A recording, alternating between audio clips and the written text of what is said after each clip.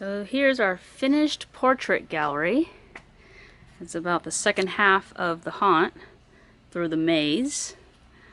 And so we're pretending we've just arrived at Hogwarts. We're in the castle and we see the blood-stained message.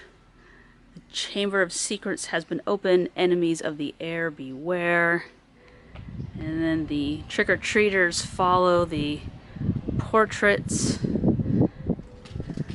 down the hall, and then they can see the spiders. And then the basilisk is here at the front door. And then they turn the bend and they see more portraits. And here's the spiders again. So follow the spiders into the Forbidden Forest, and that's where Aragog waits for them. So how I did these portraits is really easy. I've been collecting old frames from garage sales, and I got a few frames from my husband's business.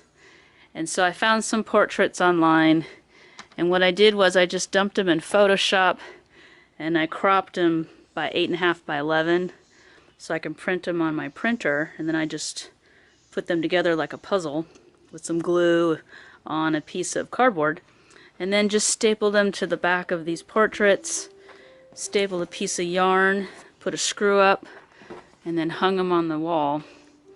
And so to make them interesting, I just used some different size frames, and if the print was a little too big or too short, I just blackened it out here, or I used a matte paper just to kind of cover the gap.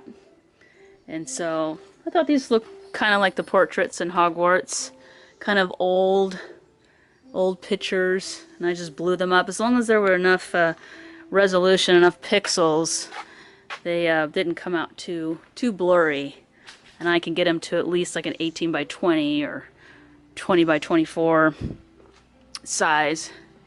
And so there you have it. You have our little portrait gallery, and behind here is palettes and just a very thin piece of wood, and then I painted it to look like stone, you know, what kind of did some dry brushing with my roller again with some grays and whites and blacks to kind of break up the solid gray. And it worked really nicely because I could put the screws in and have something strong enough to hang these frames on. So there you have it.